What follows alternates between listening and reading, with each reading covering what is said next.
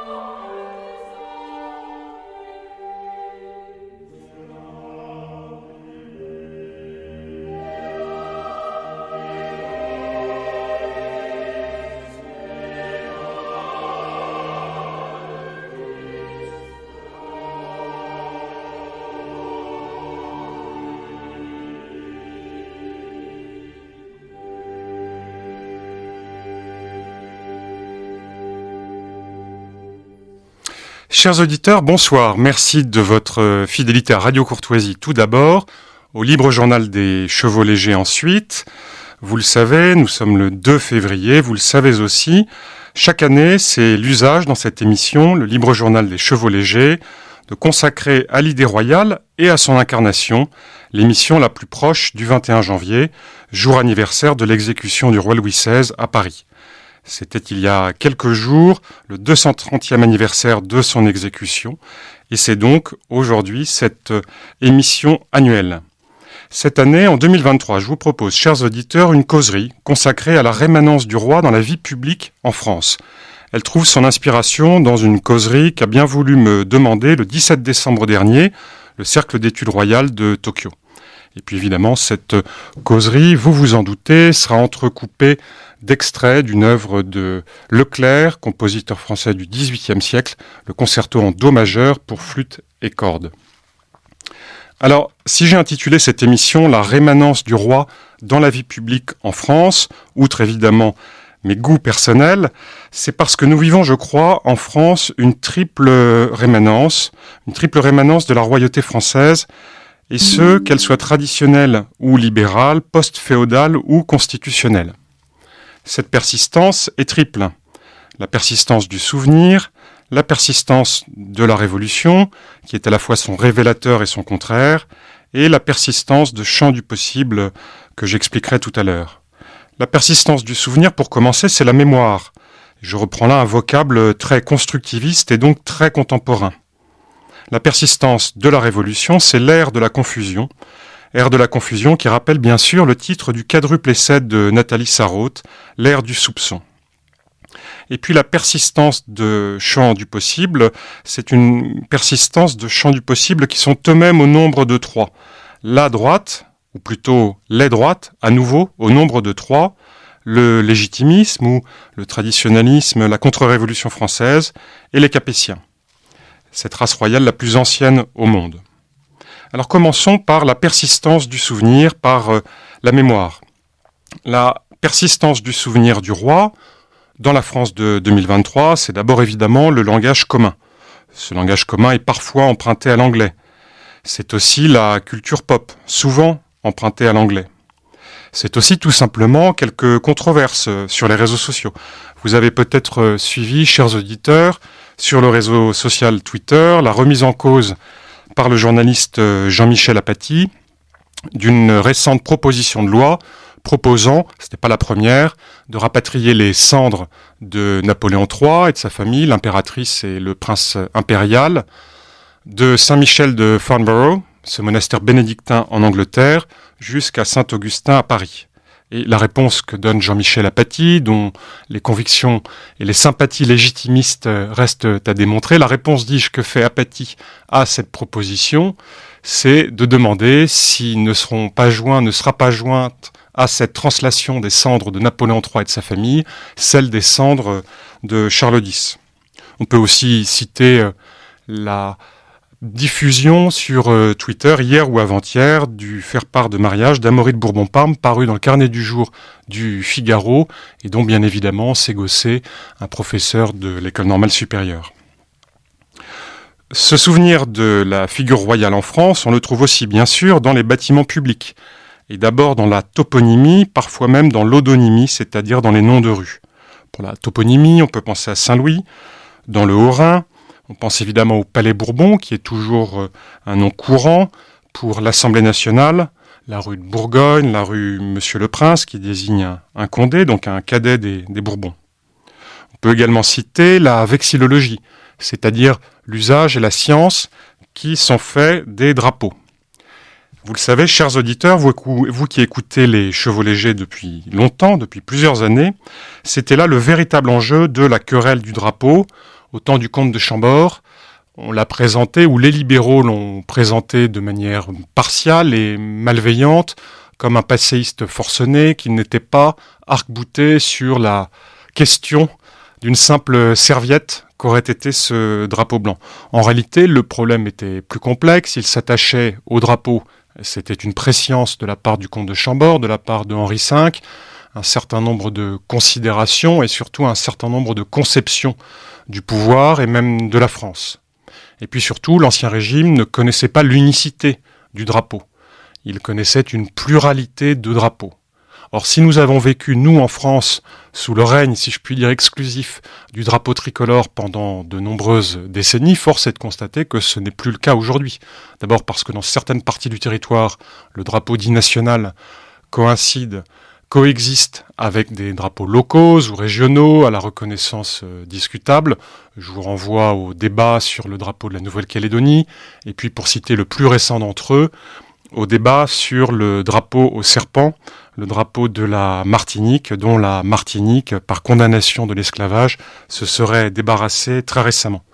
Nous avons, dis-je, en France aujourd'hui beaucoup de drapeaux, car nous avons, en particulier depuis la présidence Sarkozy, un usage en voie de systématisation du drapeau européen à côté du drapeau tricolore. C'est à tel point d'ailleurs que très souvent, c'est le cas notamment dans la salle des séances, dans l'hémicycle du Sénat, c'est aussi le cas au fronton du Quai d'Orsay, du ministère des Affaires étrangères, c'est à tel point, dis-je, que souvent les deux drapeaux sont intervertis, c'est-à-dire que le drapeau européen, au lieu d'être placé à la place d'honneur, c'est-à-dire à la deuxième place, à la droite du drapeau français, est le plus souvent placé de l'autre côté. Alors on peut y voir un européisme affirmé, c'est sans doute parfois le cas. Il faut peut-être aussi mettre en cause une réglementation qui sur le pavoisement est encore insuffisante en France, mais il faut dire que la discussion peut-être révélerait un certain nombre de désaccords sur l'usage du drapeau, notamment sur les bancs de la gauche.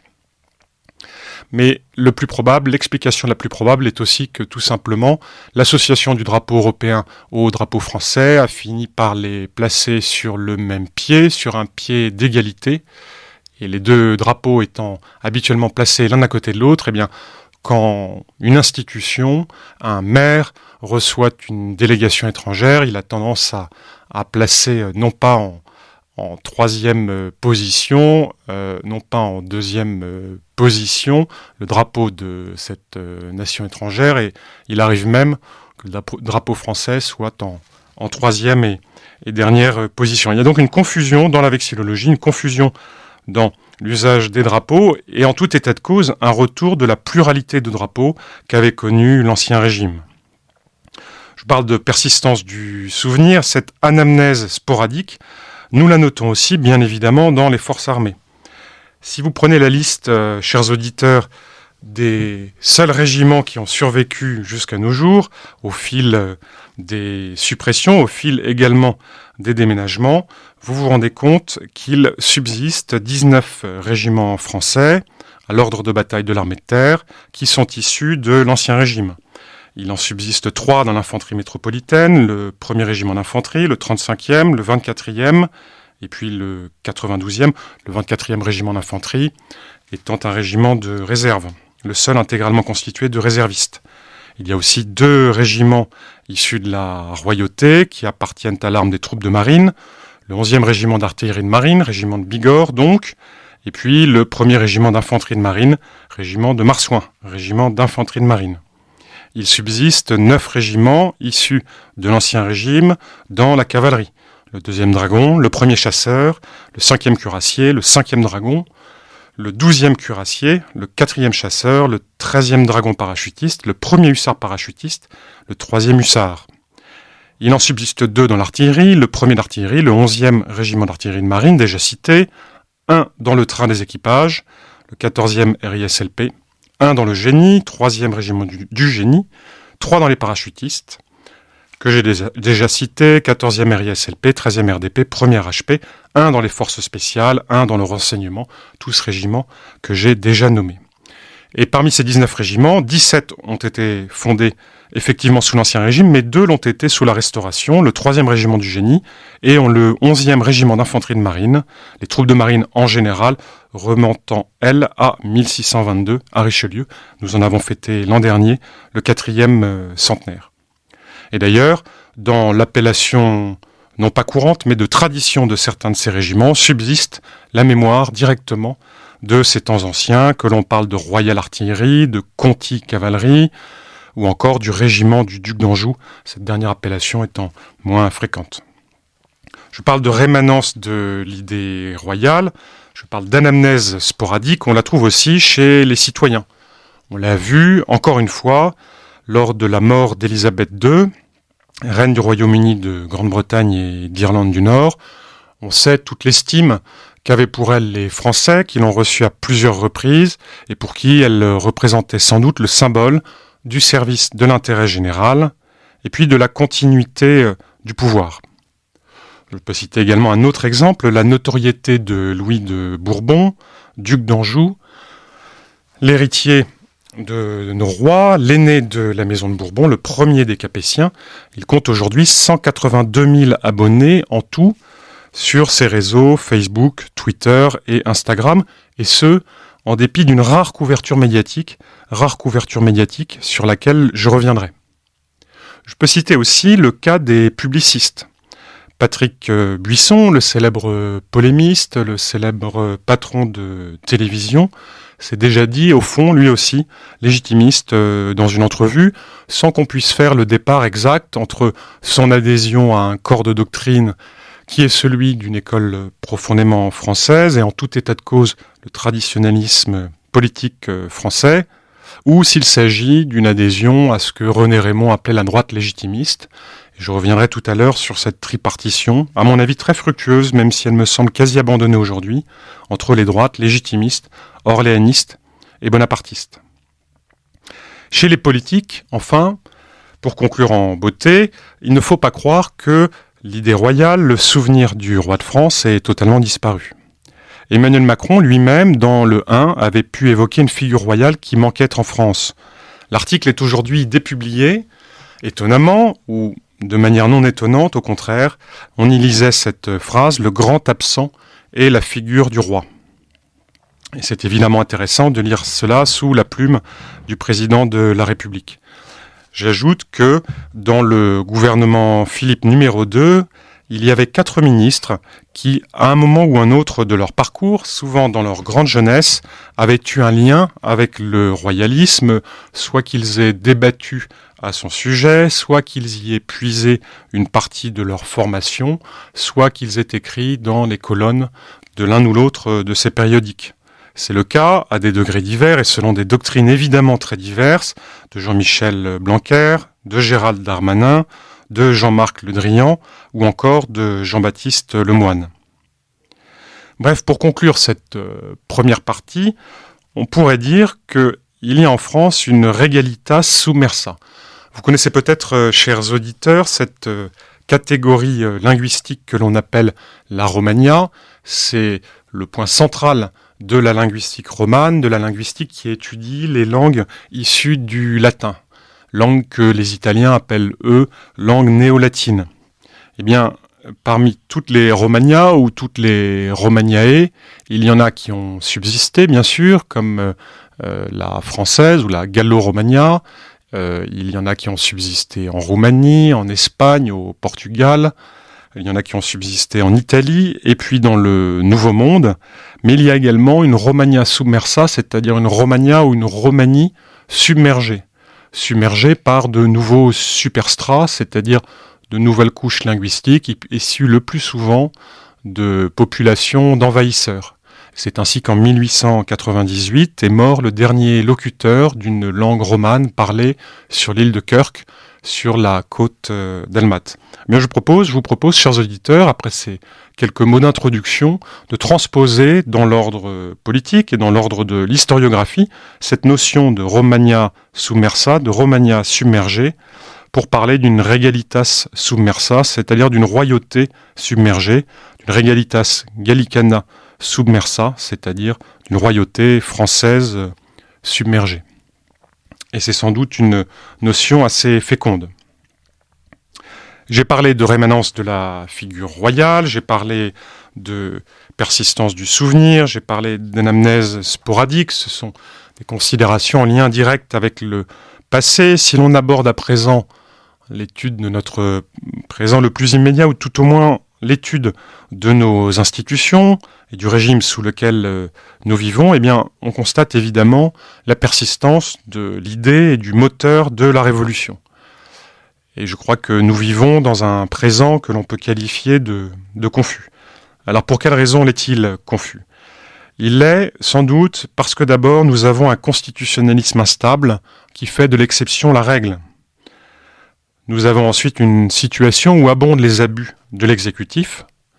Nous connaissons de nombreuses infortunes du parlementarisme. Nous connaissons aussi l'issue d'un contractualisme issu lui-même du XVIIIe siècle, et en particulier de Jean-Jacques Rousseau. Or, ce contractualisme, force est de constater qu'il a produit de l'éphémère dans l'ordre politique et social et dans l'ordre familial. Nous avons aussi toujours en politique une représentation qui est résiduelle ou en tout état de cause partielle. Alors ce sont ces différents points, chers auditeurs, que je voulais aborder à présent. J'ai parlé de constitutionnalisme instable qui fait de l'exception la règle.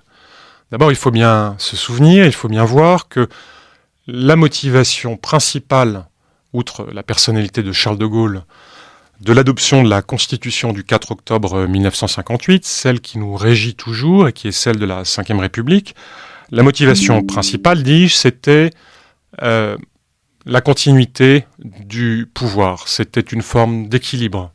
C'était la fin d'un parlementarisme présenté, peut-être abusivement, comme débridé, comme fou, comme très instable. À cette instabilité avait répondu la grande instabilité de 1958, c'est-à-dire l'accès ou le retour au pouvoir de Charles de Gaulle, dans des conditions encore discutées aujourd'hui. Or, cette constitution n'est pas si stable qu'on nous l'a dit et qu'on continue parfois de nous le dire. D'abord, si vous étudiez la longue liste d'une vingtaine de réformes constitutionnelles qu'a connues cette Constitution, eh bien vous pouvez calculer simplement que la Ve République connaît depuis 1958 en moyenne une réforme constitutionnelle tous les 2 ans et demi. C'est déjà beaucoup, ce ne serait rien si de nouvelles réformes constitutionnelles ne nous étaient pas annoncées. Et ce ne serait d'autant plus rien si certaines de ces réformes constitutionnelles ne présentaient pas de toute évidence un caractère de nécessité. Je parle de constitutionnalisme instable parce que on voit notamment que la consultation, présentée comme grandissante, ne fait jamais que l'objet d'un développement faussement consenti. La Constitution contient la possibilité de 2 référendums constitutionnels. Ils ne sont pas exclusifs puisqu'il est possible, avec évidemment un moindre degré d'effectivité, il est possible également de recourir à des référendums locaux. Il y a également une chambre présentée comme la 3e chambre constitutionnelle parfois, qui est le Conseil économique, social et environnemental, ancien Conseil économique et social, qui vise à représenter les Français dans leurs activités professionnelles et associatives. Et évidemment, l'adjonction de cette 3e chambre, qui présente d'ailleurs sans doute un caractère de légitimité, sinon dans les modalités de sa nomination, mais du moins dans son esprit, l'adjonction de cette 3e chambre, de cette 3e assemblée, ne peut que réduire le poids des 2 premières, les 2 premières n'étant d'ailleurs pas égales en dignité, l'Assemblée nationale précédant toujours le Sénat. On peut citer également la Commission nationale du débat public, la CNDP, dont l'action est moins lisible ou encore moins lisible que celle du CESE. Et puis la numérisation de notre économie et plus généralement de toutes nos activités, de notre vie, au local comme au national et à l'international. Le développement du numérique a permis aussi l'explosion du nombre de pétitions en ligne pour les motifs les plus divers, parfois les plus futiles, souvent aussi les plus importants. Donc, cette consultation qui s'est énormément développée en marge, voire à l'extérieur de la Constitution, ne trouve pas toujours un équilibre très facile, très sûr, avec la marche normale des institutions et en tout état de cause avec un bicamérisme qui n'est guère remis en cause que par l'extrême gauche. Je parle d'un constitutionnalisme instable qui fait de l'exception la règle. Comment ne pas finir en évoquant l'usage croissant du 49.3, l'usage croissant de la confiance et de la motion de censure. Alors, le gouvernement s'y est livré, le gouvernement Borne s'y est livré, je crois, 9 ou 10 fois ces derniers mois, depuis sa nomination, depuis son installation, soit sur le projet de loi de finances, soit sur le projet de loi de financement de la sécurité sociale. Certes, il n'est pas le premier à y recourir, et il n'est pas le premier à y recourir à plusieurs reprises. C'était déjà le cas de premiers ministres précédents, Michel Rocard ou encore Manuel Valls. Mais l'usage d'abord est visiblement en voie de développement. Quand il n'y est pas fait recours, c'est parce qu'il est fait recours à ce que l'on pourrait appeler une autre astuce législative, une autre astuce constitutionnelle.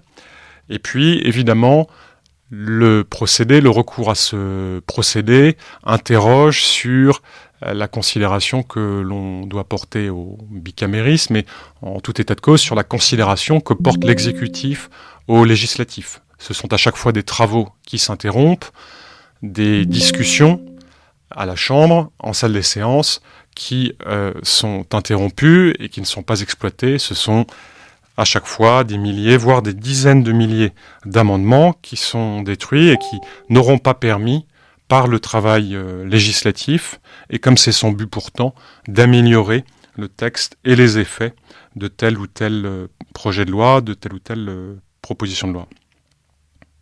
Voilà pour ce constitutionnalisme instable qui fait de l'exception la règle. Il faut à présent parler des abus de l'exécutif. Car j'ai évoqué Jean-Jacques Rousseau, notre autre grand maître constitutionnel, c'est évidemment Montesquieu. Et Montesquieu a défini la séparation ou la distinction des pouvoirs. Le contrat social et la distinction des pouvoirs sont évidemment les 2 fondements de notre démocratie parlementaire, fût-elle raisonnée. Or, l'on assiste non pas à un regain particulier d'antiparlementarisme que la République a toujours connu et qu'elle connaissait bien plus du reste sous la Troisième République. Mais il semble que cet antiparlementarisme, et c'est plus nouveau, soit endossé par l'exécutif et en tout état de cause par le président de la République qui préside le Conseil des ministres du mercredi. On l'a vu en 2017, dans cette trajectoire de comète, je dis comète et non pas d'étoile filante, en raison de sa réélection, dans cette trajectoire de comète du président Macron. En 2017, aux législatives qui suivent immédiatement l'élection présidentielle, le président Macron a présenté un certain nombre de candidats, le plus souvent jeunes, voire très jeunes, souvent qualifiés, voire hyper qualifiés. Et ceux d'entre eux, nombreux qui ont été élus, ont quasi à chaque fois supplanté et renvoyé chez lui un élu local, parfois enraciné, parfois très ancien dans la fonction et disposant d'un réel ancrage local. Ces néo-députés de 2017, pour la plupart, étaient hors sol. Et puis ils sont arrivés surtout, sinon le propre, du moins une caractéristique de la Macronie, avec très souvent une forme de condescendance, voire de morgue, à l'égard de leurs collègues des autres bancs, et puis semble-t-il à l'égard des Français eux-mêmes, voulant tout changer et tout révolutionner, c'est-à-dire opérer ce qu'il y a de plus courant en France, ou en tout cas ce à quoi l'on prétend le plus souvent en République. Donc cet antiparlementarisme a sans doute été endossé par l'exécutif lui-même. Les abus de l'exécutif, c'est aussi la violence des répressions. Je reviens très rapidement sur l'épisode qui fut plus qu'un épisode des Gilets jaunes, dont la répression a, lors des manifestations, visiblement rompu avec toutes les traditions de maintien de l'ordre et de contrôle des foules.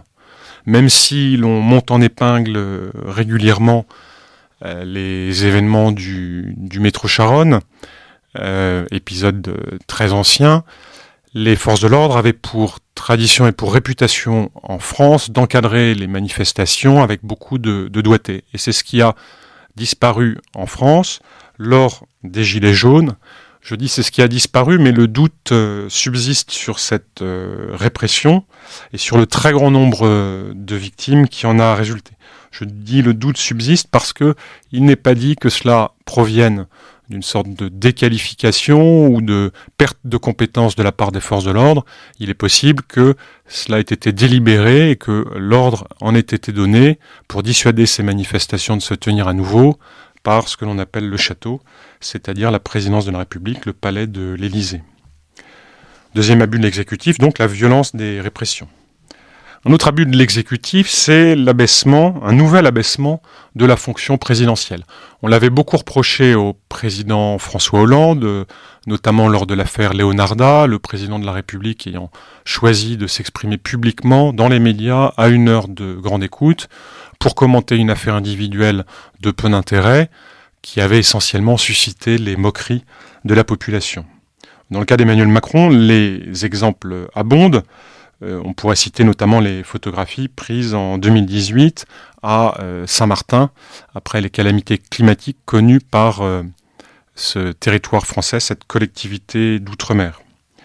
Mais ces abaissements, au vrai, sont beaucoup plus nombreux. Il y a le comportement du président dans les gradins des stades lors de la dernière Coupe du Monde. Et on pourrait citer encore beaucoup d'autres exemples. Or, sous la Ve République, le chef de l'État, c'est déjà le cas sous la Quatrième République, mais le chef de l'État est évidemment le président de la République. Mais cette présidence, pour reprendre le mot de Charles de Gaulle, ne consiste évidemment pas à inaugurer les chrysanthèmes. C'est une fonction réelle, avec d'ailleurs des fonctions qui ne sont pas déléguées, notamment ce que l'on appelle le domaine réservé en matière d'affaires étrangères et en matière de défense. Et donc, sous la Ve République, régime semi-présidentiel, régime qui prétend avoir rompu avec le parlementarisme et ses excès réels ou supposés, eh bien abaisser la fonction présidentielle, c'est en quelque sorte entamer la pierre de touche de l'édifice institutionnel. Je cite à présent un quatrième abus de l'exécutif, c'est l'atteinte à la séparation ou plutôt à la distinction des pouvoirs, et c'est l'affaire Dupond-Moretti, et c'est différent avec le parquet national financier, quel que soit le fond de l'affaire.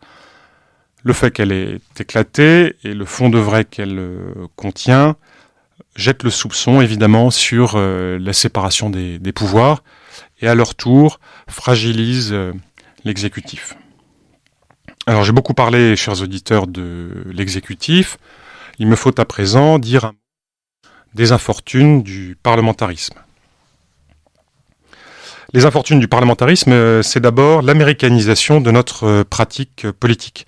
On l'a vu lors de l'examen, puis de la discussion de la proposition de loi constitutionnelle Panot, issue des rangs de l'extrême gauche, visant à constitutionnaliser l'interruption volontaire de grossesse, l'IVG, c'est-à-dire l'avortement.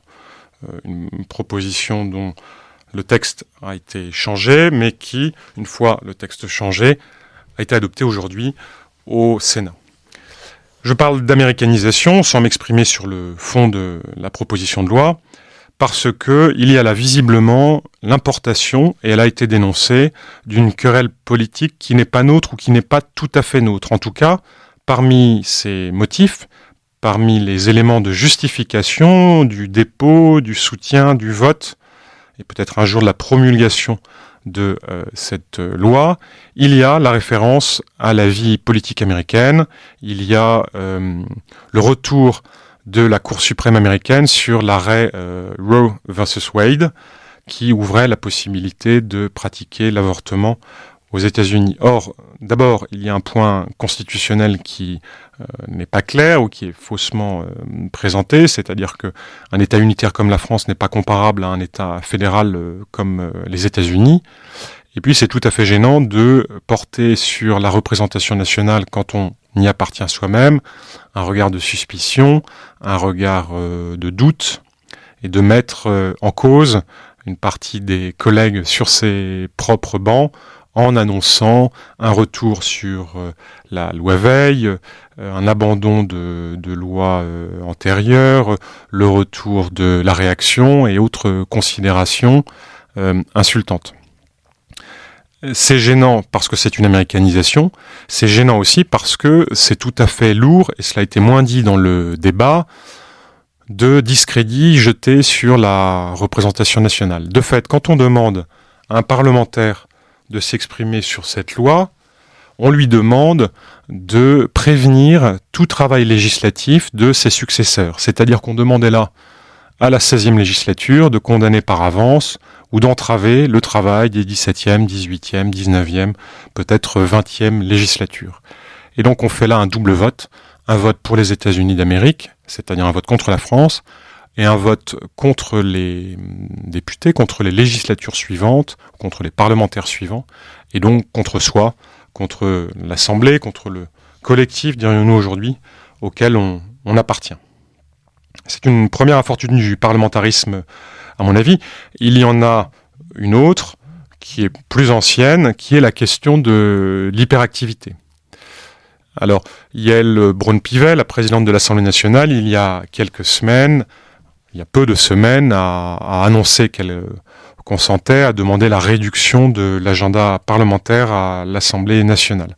Il faut bien voir que depuis le début de la 16e législature, depuis le mois de juillet 2022, le mois de juillet dernier, le rythme était extrêmement intense pour les députés. Le rythme, c'est évidemment la multiplication des textes, la nécessité de les lire, de les amender, qu'ils soient des propositions de loi, des projets de loi, des projets de loi de finances, des projets de loi de financement de la sécurité sociale. Ce sont des textes qu'il faut lire et ce sont des textes qu'il faut proposer d'amender.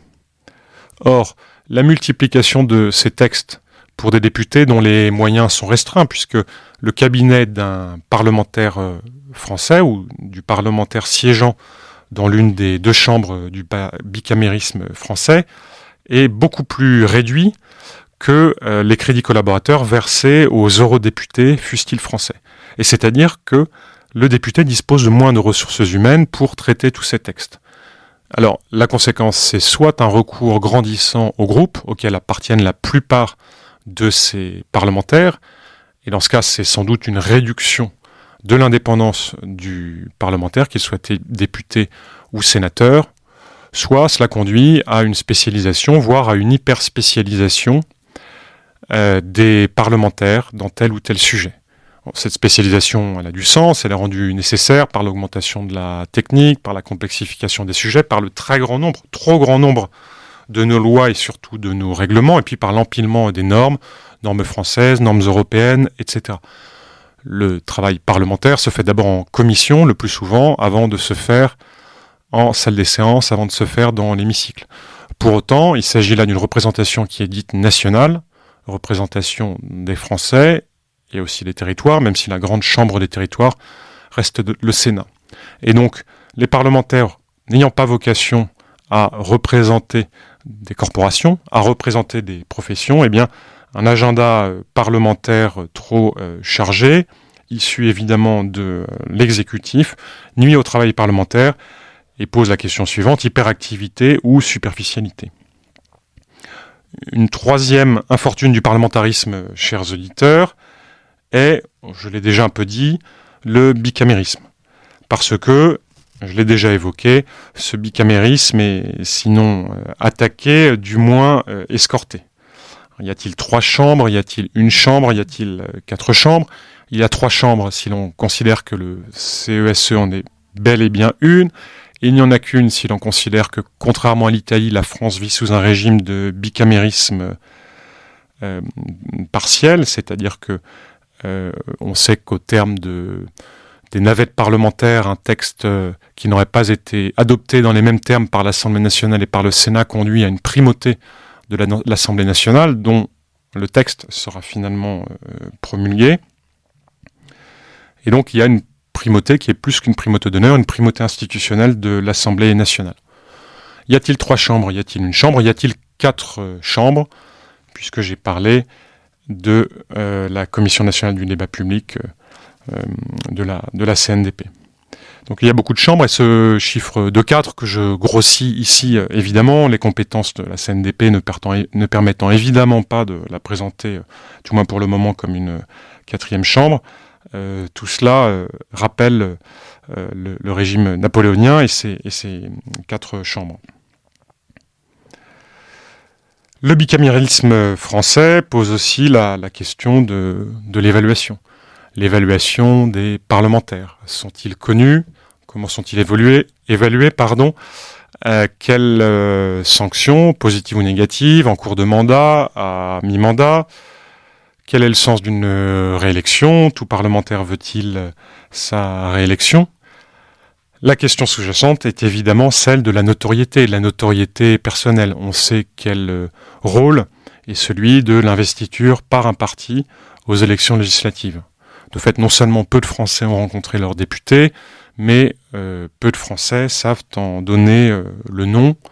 Ils connaissent celui du président, celui du président de la République, celui du Premier ministre, ou peut-être 2 ou 3 ministres, rarement au-delà, mais les députés et les sénateurs, leurs députés et leurs sénateurs, sont beaucoup moins connus. La dernière question, c'est celle du contrôle réel de l'exécutif.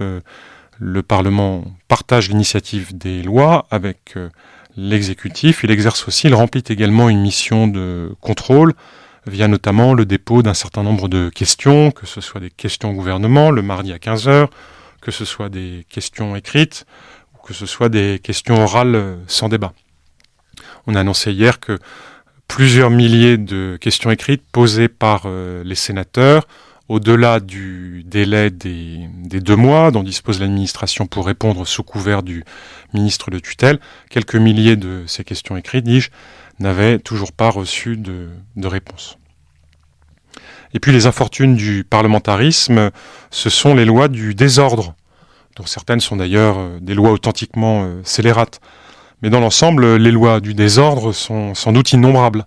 D'abord parce que la décentralisation, chère au cœur des légitimistes, n'a pas tenu toutes ses promesses, elle a connu plusieurs actes. Cette décentralisation, en bonne partie, est fausse parce qu'elle ne s'est pas toujours accompagnée des moyens d'agir pour les élus locaux et en particulier pour les maires. Parfois, cette décentralisation au local réduit au contraire les pouvoirs de ces mêmes maires sous couvert de mutualiser, rationaliser les dépenses, sous couvert de partager les ressources, eh bien, on a perdu beaucoup en lisibilité. Ce sont les établissements publics de coopération intercommunale, les EPCI. Il est difficile pour un Français de savoir si sa commune appartient à une communauté d'agglomération ou à une communauté de communes. Il y a le cas particulier de la métropole de Lyon, peut-être du Grand Paris. Et puis les lois du désordre, ce sont aussi les multiples atteintes aux libertés, là encore sans doute sous influence américaine, à la suite de l'adoption du Patriot Act, qui elle-même donnait suite aux attentats du 11 septembre 2001 aux États-Unis. Vous le savez, chers auditeurs, à la suite de ce mouvement de fond, la France elle-même a connu la restriction d'un grand nombre de ses libertés, pas toujours du reste par la voie législative. Cela a culminé, évidemment, sous la Covid-19, avec l'injonction, pour ne pas dire l'obligation vaccinale, avec les confinements, et avec, il faut bien le dire, une politique gouvernementale d'intimidation, voire d'apeurement des Français. On pourrait citer aussi le cas de l'immigration. Le cas de l'immigration parce que, au fond, cette immigration n'a jamais fait l'objet d'un référendum. Les Français n'ont jamais été consultés, et d'ailleurs pas même par l'intermédiaire de la représentation nationale sur sa signification profonde, c'est-à-dire celle de l'adjonction d'un nouveau peuple ou de nouveaux peuples, avec tout ce que ça implique de difficultés pour vivre ensemble, selon l'expression consacrée. Ils n'ont jamais été consultés là-dessus, sauf à considérer qu'ils l'ont été à la fin de la guerre d'Algérie, en 1961. Et on peut se demander à cet égard quel sens donner à cette consultation et surtout à son résultat.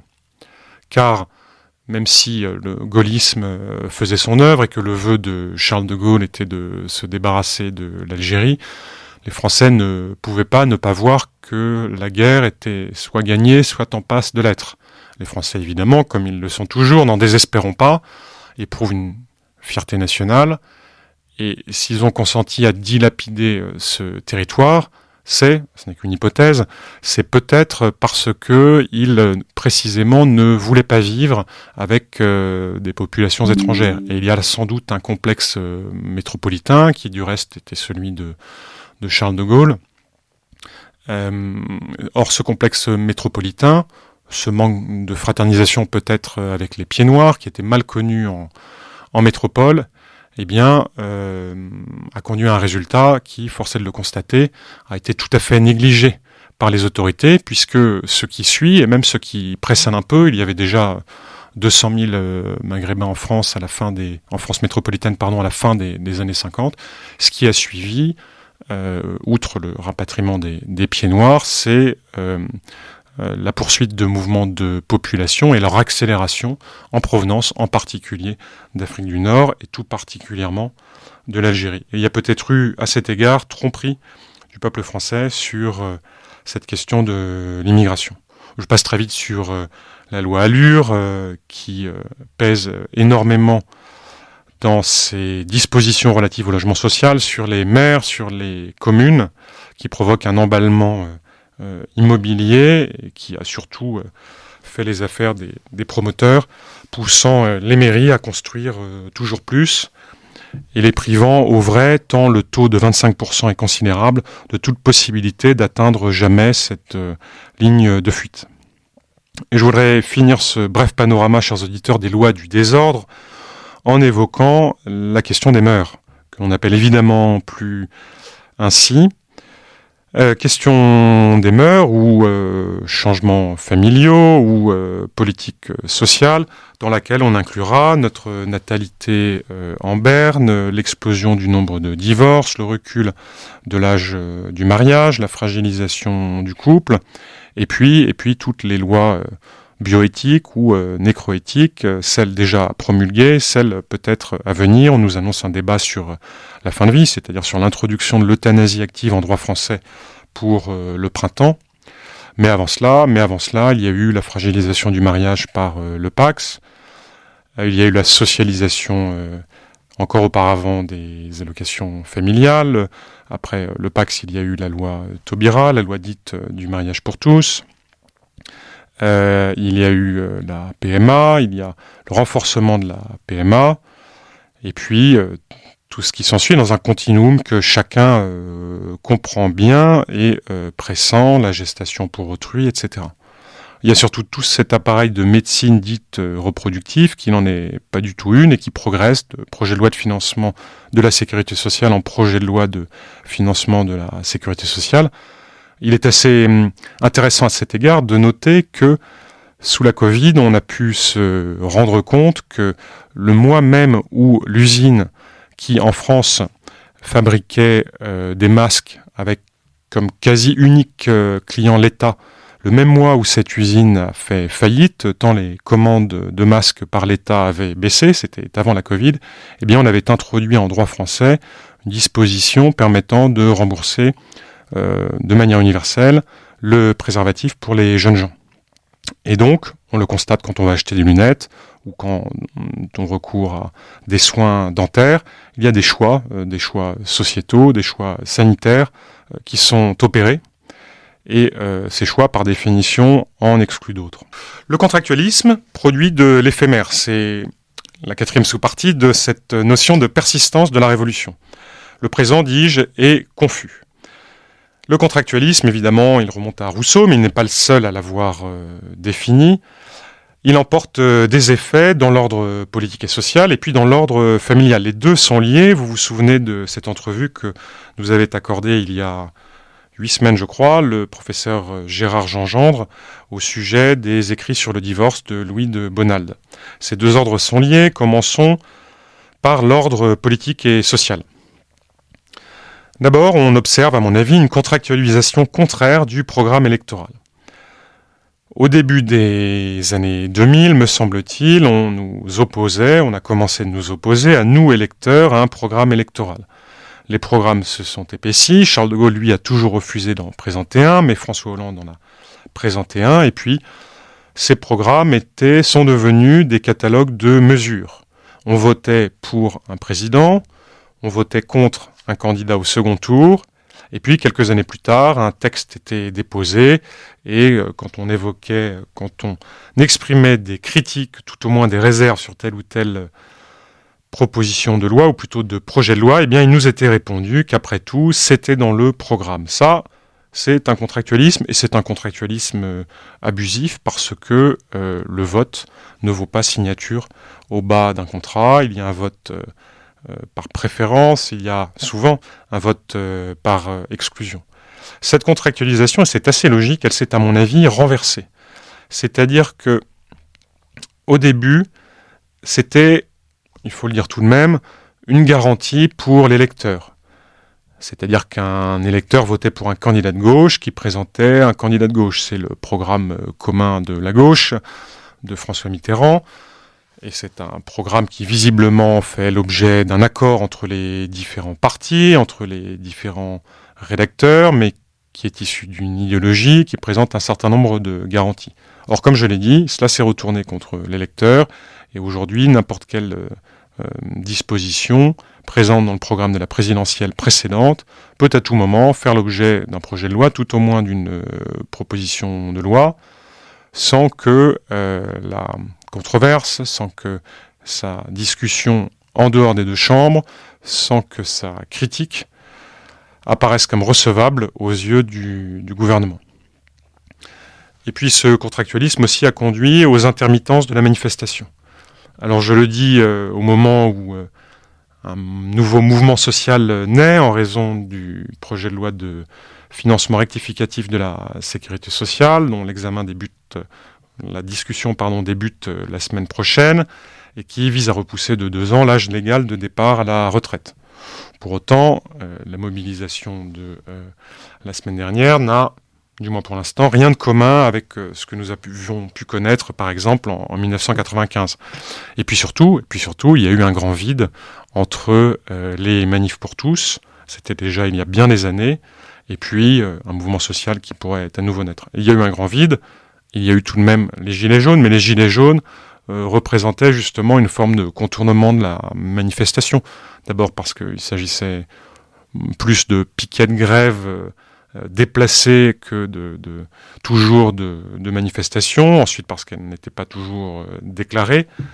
Et donc la manifestation, comme procédé, comme expression du peuple, eh bien, est en pleine mutation. Elle est en pleine mutation et d'ailleurs, elle est le plus souvent considérée par les Français comme impropre, sinon à porter une critique ferme et publique, du moins à faire plier un gouvernement, malgré le souvenir, mais il faut dire qu'il est déjà très ancien, des manifestations contre la loi de Vaquet, par exemple. Mais c'est très ancien, cela remonte aux années 1980. Un contractualisme, dis-je, qui produit de l'éphémère, c'est également le cas dans l'ordre familial et dans l'ordre individuel, dans l'ordre de la vie privée. On voit bien que le débat, notamment sur le consentement et sur le viol, finit par mettre en doute et par presque remettre en cause la notion de protection des mineurs. Et on voit bien à quel point cette notion, pour être importante, n'en est pas moins limitée, et même en un sens n'en est pas moins dangereuse. Car tout faire reposer sur le consentement, c'est-à-dire quelque chose de fugace, quelque chose de très inégal, eh bien tout cela est lourd de danger, dans la mesure où on ne peut pas n'opposer qu'un consentement, et il faut sans doute que le législateur ait la sagesse en tout état de cause de conserver la notion de minorité, et puis peut-être que le juge, c'est déjà le cas, ou plutôt c'est encore le cas, eh bien fasse l'effort d'évaluer le degré exact de consentement de tel ou tel. Dans l'ordre familial, à présent, je vous renvoie aux travaux de Jean Viard et aux entrevues que ce sociologue issu de la gauche consacre à la famille depuis de nombreuses années. Dans ses dernières tribunes, il montre très clairement, reprenant les chiffres du tableau démographique de l'INSEE pour 2022, qu'on se marie aujourd'hui non plus pour la vie, mais pour la mort. Non plus pour la vie, puisque bien évidemment le divorce est extrêmement fréquent, mais aussi parce que même quand, entre guillemets, un couple dure, eh bien, il recourt de plus en plus au mariage en but de transmettre les biens, c'est-à-dire, après sa mort, au conjoint survivant. Et donc, il y a là un déplacement et sans doute un dévoiement de la notion traditionnelle et en tout état de cause, bien sûr, de la notion chrétienne du mariage. Et puis j'ai parlé de divorce, et je vous renvoie bien sûr, non pas sans malice, au travail accompli par Bonald, qui en 1816 avait défendu à la Chambre une loi de suppression de ce même divorce, et qui s'est efforcé de faire le lien toujours entre l'ordre politique d'un côté et puis l'ordre domestique, que l'on appellerait plutôt de nos jours familial.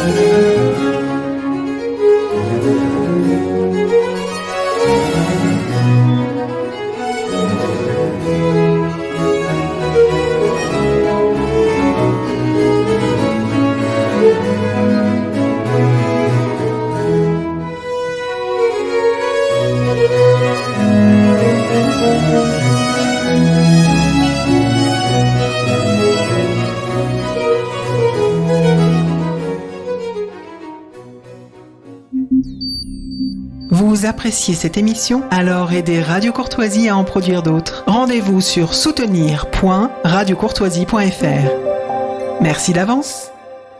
Retour sur le plateau du Libre Journal des Chevaux Légers, une émission de Radio Courtoisie. Ce soir, causerie sur le thème de la rémanence du roi dans la vie publique en France, à l'occasion, à quelques jours près, du 230e anniversaire de l'exécution du roi Louis XVI. Alors je reviens à ce que je disais de la persistance de la Révolution et de la confusion de notre actualité, de notre vie publique française. Il faut dire aussi qu'il y a une représentation nationale qui est résiduelle. D'abord, c'est le problème de l'abstentionnisme, qui est un problème électoral et qui pose un problème de légitimité des élus. C'est un élément qui évidemment va croissant. Il semble que de toutes les élections, il n'y a guère que l'élection présidentielle qui intéresse les Français. On a eu il y a quelques jours une nouvelle élection législative partielle dans plusieurs circonscriptions.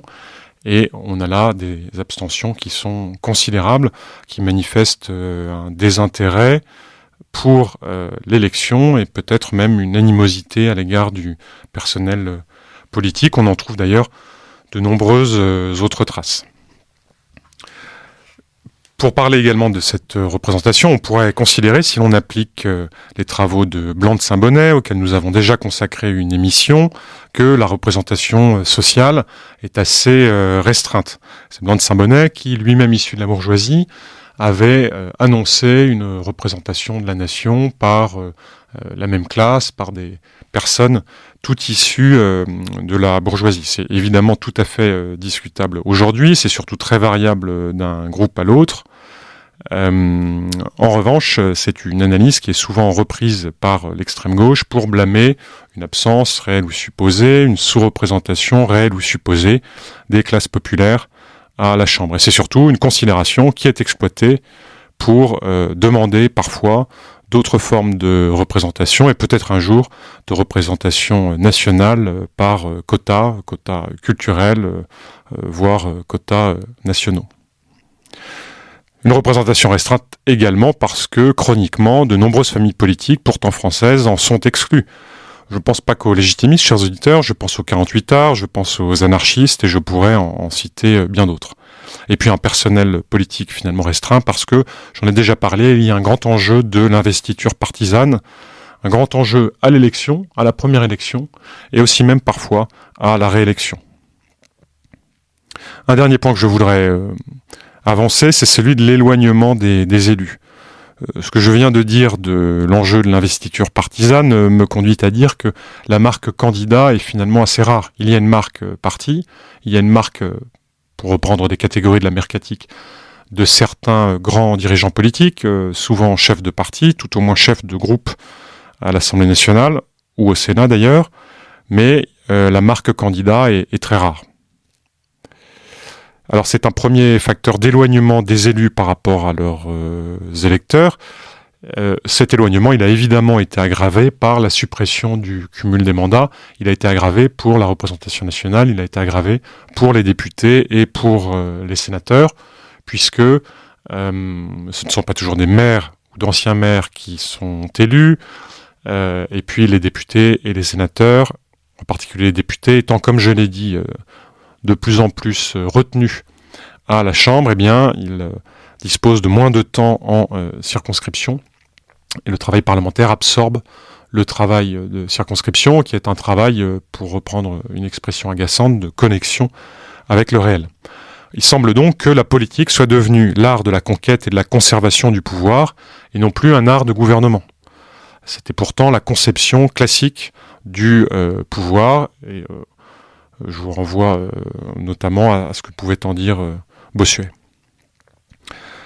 Un art de la conquête et de la conservation du pouvoir, cela signifie que le système politique est éloigné de la loi naturelle, et que, à certains égards, il est davantage un pouvoir de contrariété que de facilitation, ou d'accompagnement des Français dans leurs travaux, dans leurs œuvres, dans leurs projets, pour reprendre à nouveau un terme très contemporain. Il est un pouvoir de contrariété, il est même parfois un pouvoir de contrainte.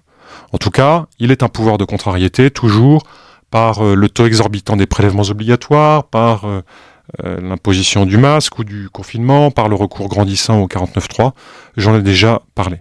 Et puis ce système politique, surtout, il enchaîne, il aligne en France les échecs diplomatiques et économiques, et cette répétition pose évidemment la question de sa légitimité, tant il est vrai que la France a pu connaître des régimes illégitimes, comme la monarchie de Juillet, mais la monarchie de Juillet fixait au moins à son action un objectif de prospérité politique, c'est notamment le cas du ministère Guizot.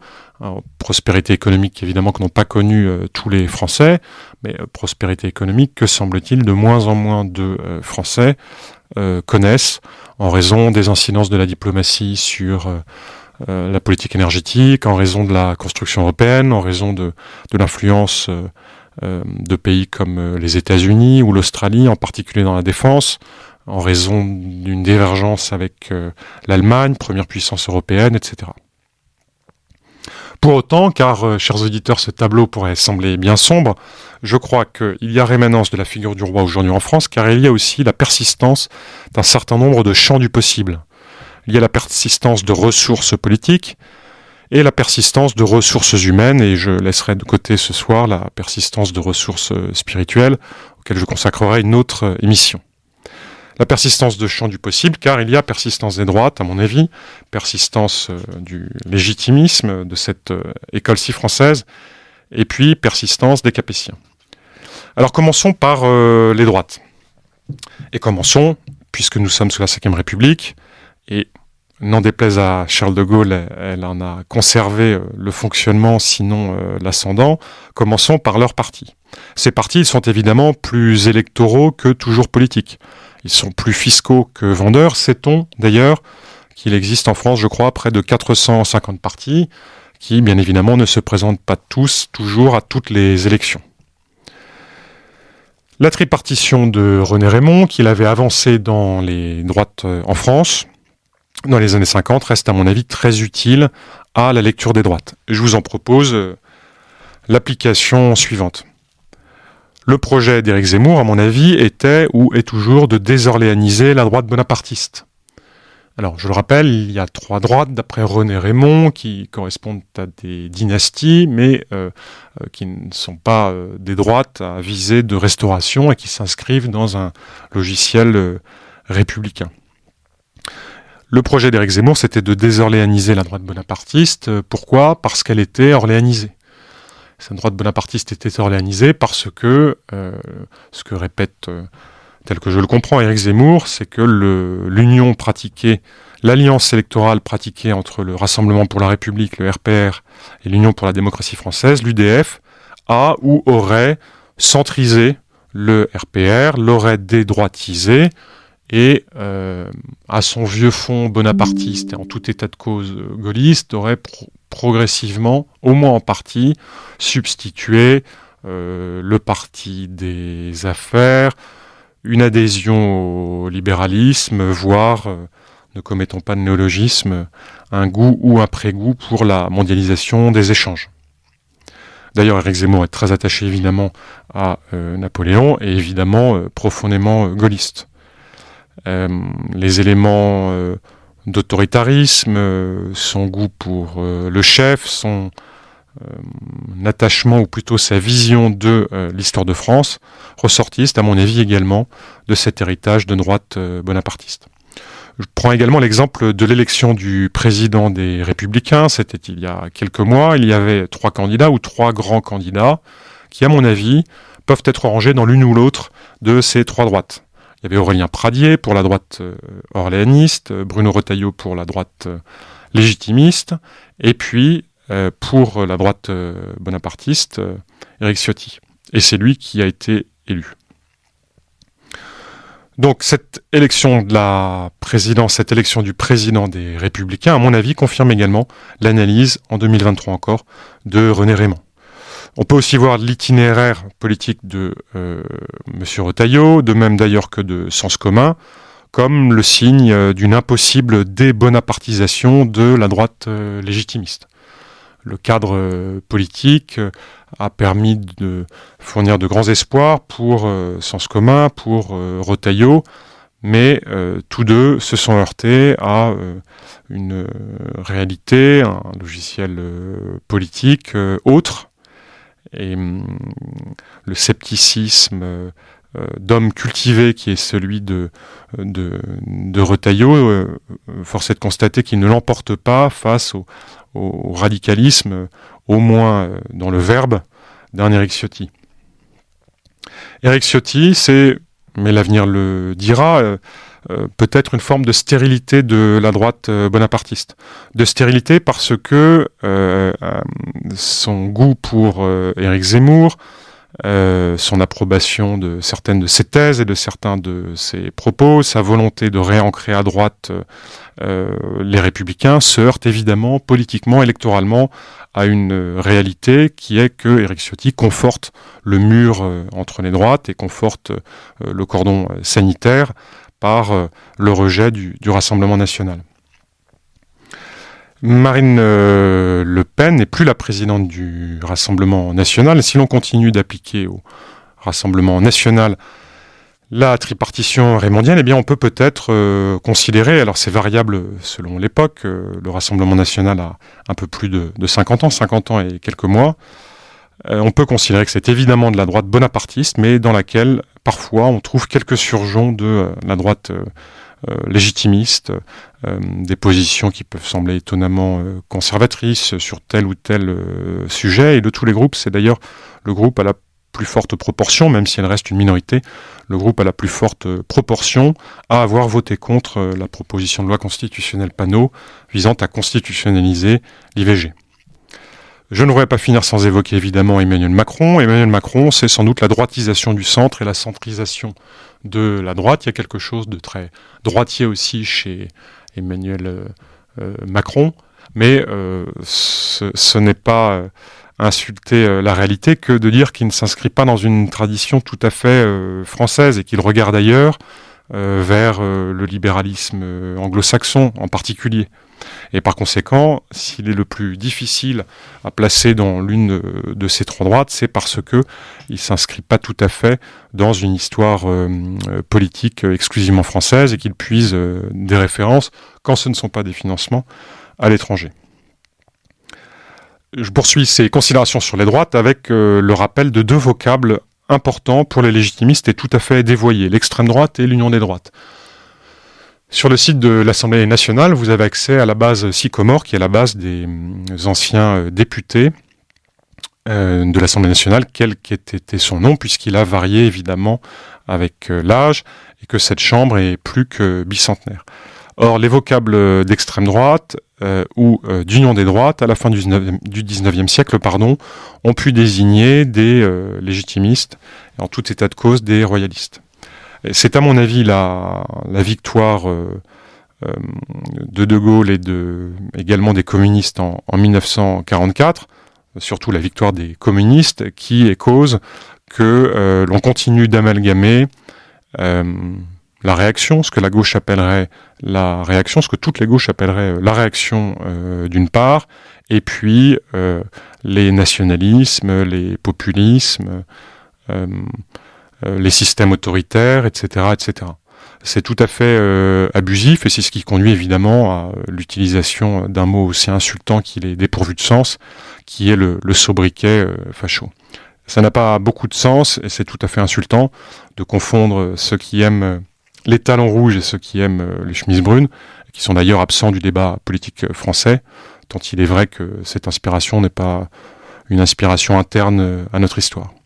Donc cela fait partie des épithètes d'exécration et qui ont eu un autre sort et surtout un autre sens pendant très longtemps. Le second vocable, c'est l'union des droites, c'est une tentative des légitimistes minoritaires de devenir majoritaires par une coalition à la fin du XIXe siècle. C'est une tentative qui a échoué.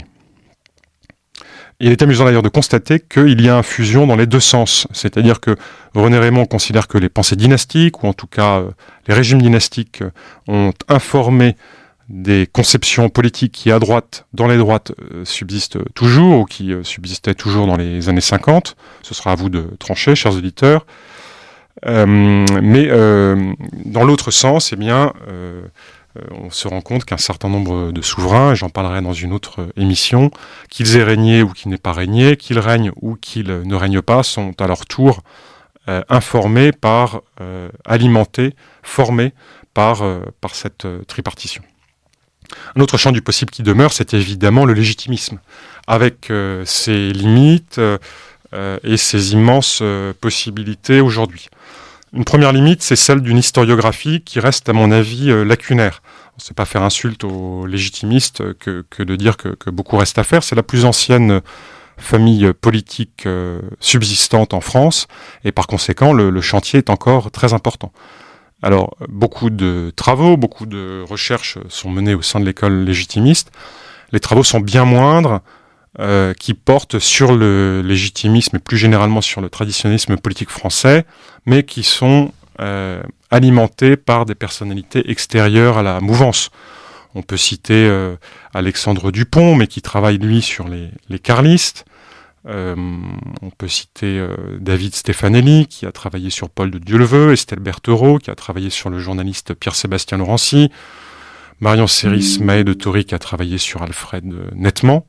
Mais beaucoup reste à faire sur tel ou tel épisode, et puis sur le traitement réservé à certains courants politiques plus connus, comme le catholicisme social, qui est souvent un faux-né du légitimisme, ou plutôt un nouvel avatar du légitimisme. Une autre faiblesse du légitimisme aujourd'hui, c'est le peu de médiatisation du prince, le peu de médiatisation de Louis XX. Alors, si l'on accepte quelques tribunes récentes, dans Valeurs Actuelles, dans Le Figaro, les reportages de juillet 86, les entretiens d'août 97, d'avril 99, de janvier 2000, ces vœux du 21 janvier dernier, que je vous invite à lire dans le Figaro Vox, son entrevue sur KTO du 14 janvier 2017, et qui a tout de même récolté plus de 206 000 vues sur YouTube. Ce n'est pas un prince qui est encore invité sur les plateaux de télévision. Et pourtant, on l'a dit, c'est un prince d'autant plus populaire que la prétendance dans la branche cadette, celle des Orléans, semble s'éteindre. Pour plusieurs raisons: vieillissement des cadres, éloignement géographique récent des lieux de pouvoir, raréfaction de la communication politique, progrès du solutionnisme ou n'importe-quisme au sein de l'action française, voire extrémisation de la gauche. Cette extrémisation de la gauche, elle a sans doute tué la gauche royaliste qui avait pu connaître une certaine fécondité dans les années 1980. Le légitimisme, en revanche, a une grande force, qui est que c'est une école, je l'ai dit, profondément française. D'abord, elle est attachée évidemment aux Capétiens, qui sont pour nous une source de fierté nationale. C'est la dynastie la plus ancienne au monde, elle a régné sur la France, l'Empire latin de Constantinople, la Hongrie, la Pologne, l'Espagne, d'abord la Navarre, de vastes portions de l'Italie, les deux Siciles, le duché de Parme, le royaume d'Étrurie, le duché de Lucque, le Portugal, le Brésil. Elle règne aujourd'hui sur l'Espagne, sans doute seulement jusqu'à la fin du règne à venir de l'actuelle princesse des Asturies, Éléonore, et elle règne, c'est moins connu, sur le grand-duché de Luxembourg, où la maison de Bourbon-Parme porte le nom de la maison précédente, c'est-à-dire le nom de Nassau.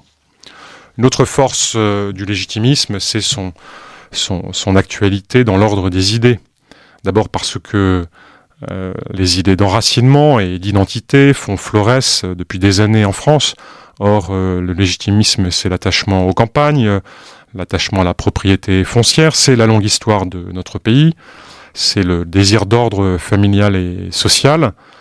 Et il n'est que de lire l'enquête de 2020 commandée par l'Union nationale des associations familiales, l'UNAF, à Kantar, pour constater que les Français n'ont pas autant, je dis les Français et pas seulement les Françaises, n'ont pas autant d'enfants qu'ils le voudraient, qui ne sont pas tout à fait heureux des vies privées qu'ils ont.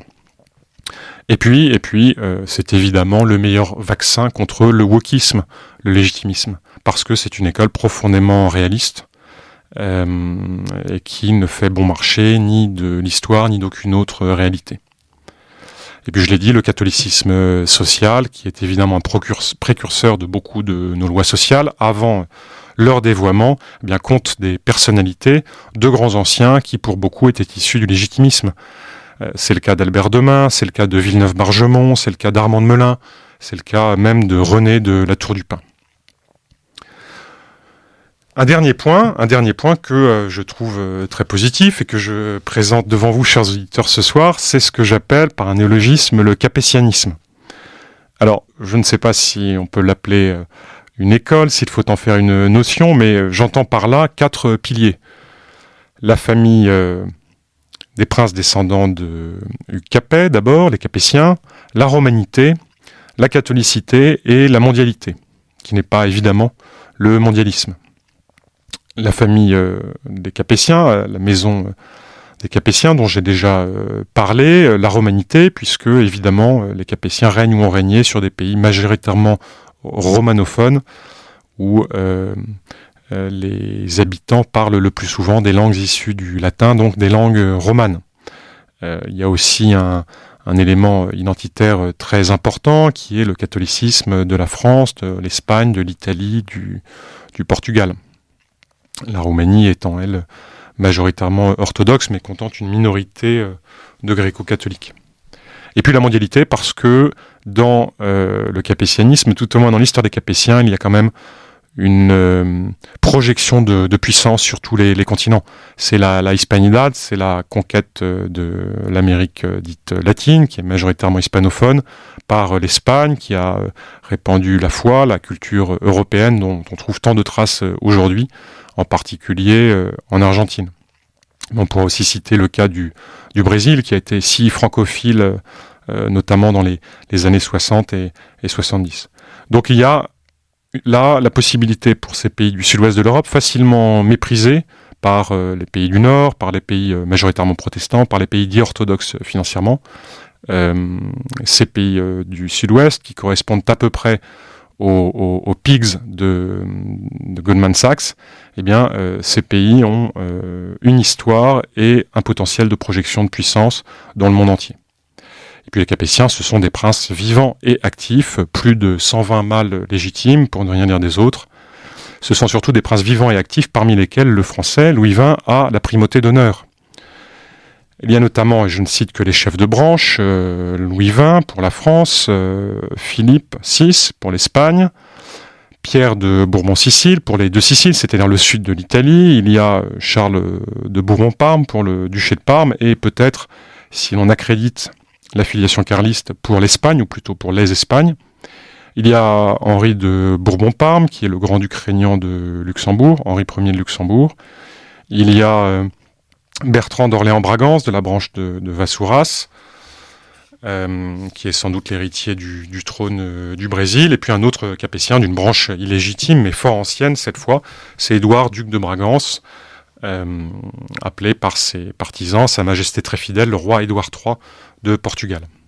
Tous ces princes sont d'ailleurs des princes investis, et le plus souvent qui travaillent, et aucun d'eux ne semble inadapté à notre temps. Tous sont surtout conscients, sinon de leurs prérogatives, du moins de leurs devoirs, et non pas seulement Philippe VI d'Espagne, qui lui règne effectivement. Un autre élément que je trouve important dans cette notion de capétianisme que je vous présente ce soir, c'est son ouverture naturelle. J'ai parlé des difficultés, ou plutôt des points communs entre les pays du sud-ouest de l'Europe. C'est la possibilité d'une alliance latine renouvelée. Alors les projets précédents, par définition, ont échoué pour des raisons diverses à des époques diverses. L'une d'entre elles est d'ailleurs relativement récente. Il y a peut-être quelque chose de prémonitoire ici, dans la mesure où la France semble rétablir ou étendre des relations bilatérales avec l'Italie et avec l'Espagne.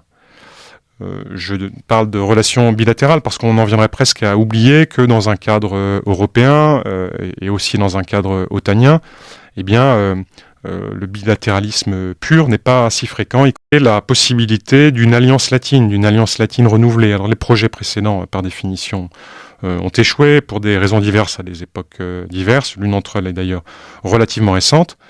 Il y a peut-être quelque chose de prémonitoire ici, dans la mesure où la France semble rétablir ou étendre des relations bilatérales avec l'Italie et avec l'Espagne.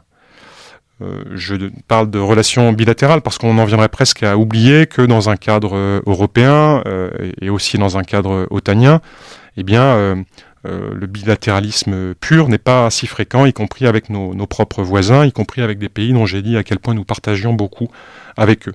Le traité du Quirinal du 26 novembre 2021 a été signé avec l'Italie. Le traité de Barcelone, il y a quelques jours, a été signé avec le Royaume d'Espagne. C'était le 19 janvier 2023. Reste peut-être donc à signer un traité qui rapprocherait la France du Portugal. Il faut donc les considérer, à mon avis, comme des nations sœurs romanophones, tout en étant conscient qu'on est encore loin, pour certaines d'entre elles, de leur désaméricanisation, et je pense notamment au très grand nombre de bases américaines sur le sol de l'Italie. En tout état de cause, même si évidemment ces pays ne sont pas exempts d'une gauche parfois puissante, comme c'est le cas en Espagne. On l'a vu notamment dans l'affaire de l'exhumation du général Franco au Valle de los Caídos. En tout état de cause, ces pays sont moins perméables au libéralisme que les pays anglo-saxons, évidemment, et dans le cas de l'Europe, les pays majoritairement protestants. Il y a peut-être là, d'ailleurs, en cas d'explosion de l'Union européenne, si jamais elle venait à se produire, un projet alternatif à l'Europe, dont j'ai dit qu'il pourrait réunir la France, l'Italie, l'Espagne et le Portugal. Un dernier point, peut-être, est celui de l'attachement à la chrétienté, et c'est le sens d'un catholicisme continu, le rapport intime à la chrétienté de ces pays où l'on trouve des ressources certes minoritaires mais réelles dans les grands débats de société, et notamment face aux attaques contre la cellule familiale. Et ce rapport intime à la chrétienté, il présente évidemment un intérêt pour l'identité et peut-être pour la politique, face au progressisme d'abord, qui n'est pas en partage, qui n'est pas à trouver dans les seules forces de gauche au sens strict, ou même face à l'islam. L'Espagne l'Espagne si durement touchée il y a quelques jours par de nouveaux attentats, trouve ou trouvera vraisemblablement dans son rapport à la chrétienté, dans son appartenance à la chrétienté, des ressources spirituelles et peut-être politiques face à d'autres résurgences du djihadisme. Alors je voudrais conclure cette causerie, chers auditeurs, en vous priant de m'excuser d'avoir été si long, Et je voudrais dire que donc il y a, selon moi, rémanence de la figure royale dans la vie publique française en 2023, en raison de cette triple persistance du souvenir, persistance de la révolution et persistance des ressources. Cette persistance, ces ressources, contrastent d'ailleurs avec l'usure que nous connaissons partout ailleurs, perte de prospérité, perte d'autorité, perte de fierté, perte de souveraineté, perte de sens. La disparition démographique de la nation française, l'érosion des valeurs traditionnelles et en particulier de la famille, le déclin économique, diplomatique et militaire de la France, le péril de l'extrême gauche, la montée des tensions internationales et l'aspiration profonde des Français au rétablissement de l'ordre, de la prospérité et même de la puissance seraient de nature à relancer le débat sur la forme républicaine de nos institutions. D'Arraubourg, Servalilium.